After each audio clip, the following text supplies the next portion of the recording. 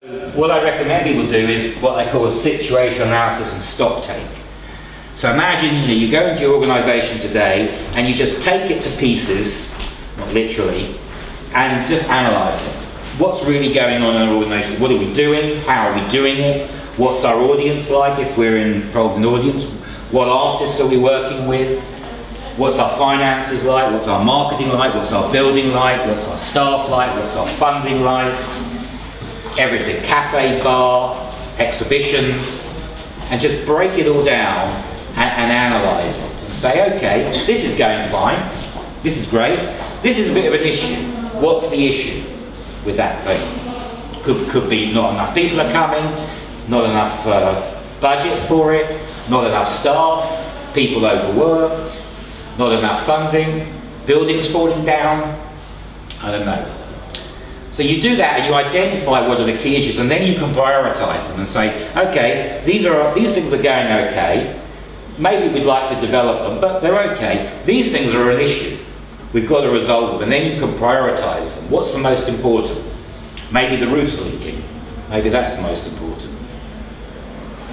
Then look at everything. I said your people, your activities, your programme, building, finance, income, audience, competition. Difficult word in culture, but you are in competition, whether you like it or not, with other people in culture and outside of culture. And you need to understand your competition. You don't need to fight with them or copy them, but you need to know who they are, what they're doing, and maybe you could even partner with them. But you need to understand the competition. Marketing, PR, partners, resources is a key one. Do you have human and physical resources?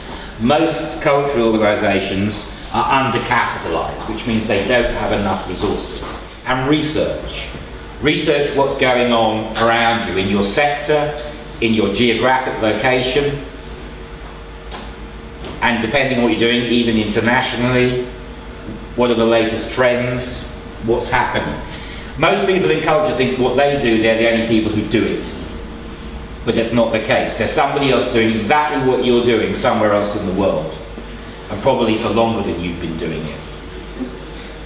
And that's not to say that it's exactly the same, but in culture we do have a problem of not learning from each other and living in this little bubble where we think that nobody else has our problems and issues, but everybody else does.